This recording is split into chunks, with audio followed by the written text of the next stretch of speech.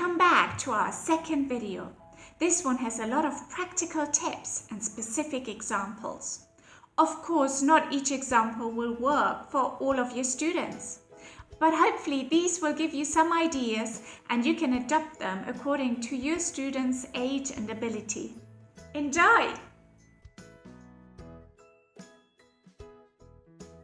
Do more than just the book. This will be different in each class, but here are some ideas to vary your class. Use the internet to show them pictures of unfamiliar words. Use props, use flashcards. Play games, use TPR. Draw on the screen. Use a whiteboard to explain some grammar. Show the student a video. Sing a song with them. Do a bit of free talk with them. And the list goes on and on and on. A hand puppet does wonders to your class. Hello! Oh, what's your name? I'm Max. What's your name? Max helps us out a lot. You might also choose to have a few things around that you will use a lot in the class. For example, it's sunny. It's rainy. You might also choose to have a reward system in place. Something like that. You did so well. You got an ice cream. And look at this. Ooh, chocolate ice cream. You did amazing. Wow, well done. Let's eat it. Let's eat it. Chocolate ice cream. Well done. Or you might simply use whatever you have around you to explain words. Something just vanished. It vanished. You might have flashcards, maybe for little ones. What letter is this? What letter? Oh, what letter is this? Etc. Pictures could be something shared from the internet, maybe unfamiliar words, or you could show them some personal pictures. What about talking about your family? You could show your own personal picture and talk about it.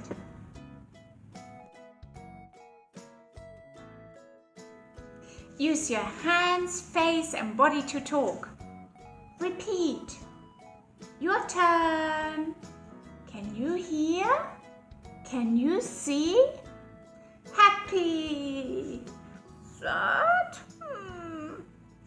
You get the idea.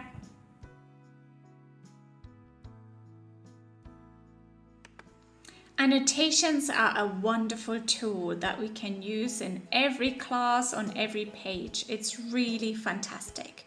So for example, you can ask questions like, what's this? You can help the children find the answer. You can use tools to highlight mispronounced words. So maybe the student is reading, you can let them finish read the story, highlight the words, and then go back to them and say, let's read those words again. Let's read them together, etc. You can also use the annotation tools to block out sentences. So for example, in this book, rather than getting the student to read the sentence over and over and over again, you get them to read it once. What's this? And then let them try to remember what they've learned. So you block them out and get them to do number 2.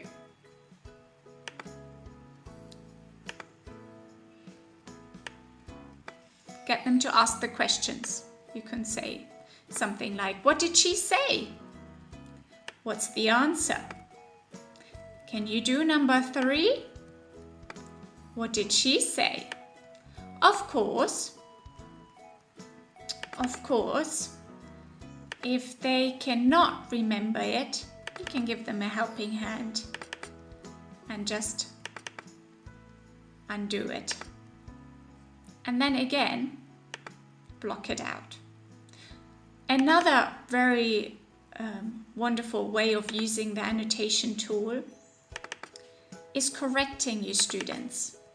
Let's say you ask them what they did yesterday, and they say something like, I go to school yesterday.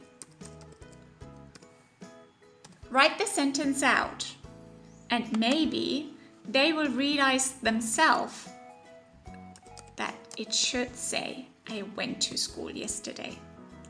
You can also use the annotation tool by helping them to speak in full sentences. Let's go back to our first question. You ask them, what's this? Oftentimes, the students will just answer, wig. Without saying anything, you could write out half the sentence, and they will finish it.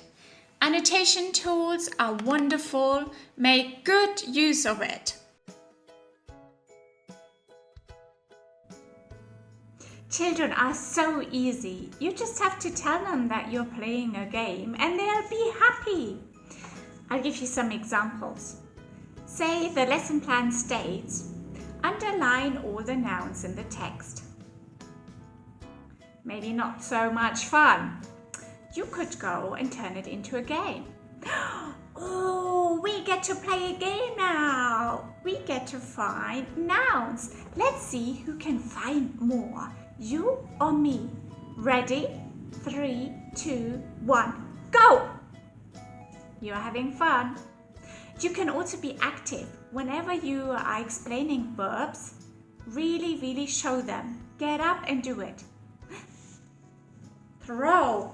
Are you ready? Are you ready? Throw. Catch, catch. Very good. Now you throw. Say it. Throw, throw. Catch, catch. You get the idea. If you have a very young student who doesn't know any English at all, you might only be using a few words throughout your class, and that's it.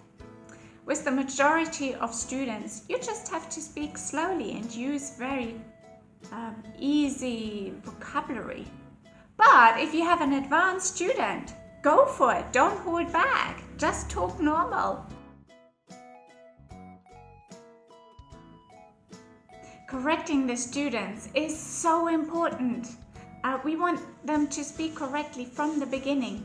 And that's our job. We are teachers, right? Have a little laugh with them when they get something wrong. Don't be very serious about it. You might choose occasionally to say something purposely wrong yourself and have a little giggle at it and get your student to correct you. So they realize it's not such a bad thing to make mistakes, but it's just part of learning. And if they really struggled and you can tell they're getting frustrated, you might acknowledge that it's really difficult. Maybe you could say something like, oh, I made it so difficult for you. Oh, what a bad teacher I am. Oh, I'll help you. Don't worry. Let's do it together.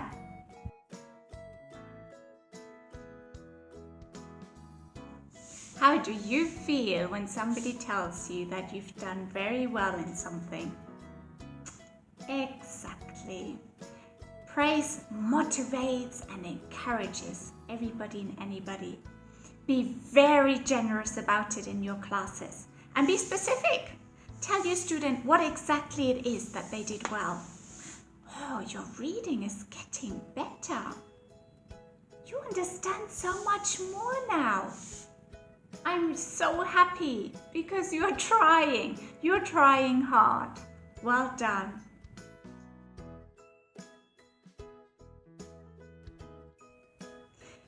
push your student a little bit.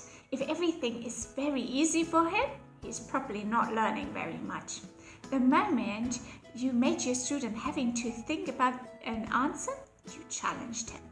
This could be guiding him to correct his own mistakes, having to think about a grammar rule, getting him to guess vocabulary, or other things. We have so many wonderful teachers at eJoy, but here are just a few, and you can see them with their lovely backgrounds. I like their backgrounds. They are fun and professional.